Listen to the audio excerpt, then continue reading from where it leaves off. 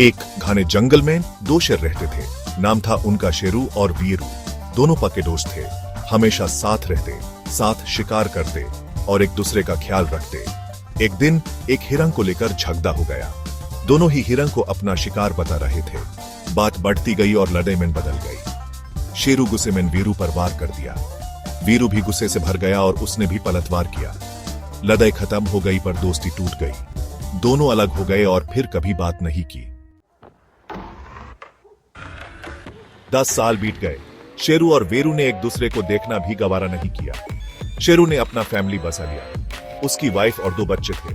वीरू अकेला ही रहता था। दोनों के बीच एक खैसी बन गई थी। एक दिन शेरू का परिवार मुसीबत में पड़ गया। जंगल के आवारा कुटों का एक झुंड उन पर टूट पड़ा। करीब 25 से 30 कुत्ते थे। वे शेरू, उसकी वाइफ और बच्चों पर हमला कर रहे थे।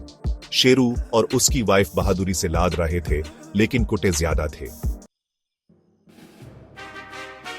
अचानक एक गर्जना से पूरा जंगल दहाल गया।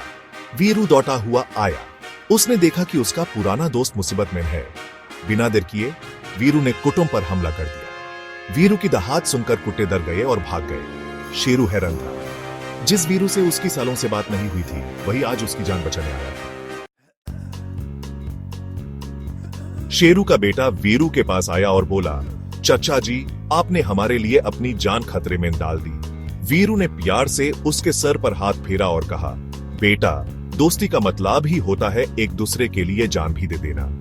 यह सुनकर शेरू की आंखों में आंसू आ गए। उसने वीरू से माफी मांगी और दोनों फिर से दोस्त बन गए। यह घटना हमें सिखाती है कि सच्ची दोस्ती कभी खत्म नहीं होती। मुश्किल समय में सच्चा दोस्त ही काम आता है।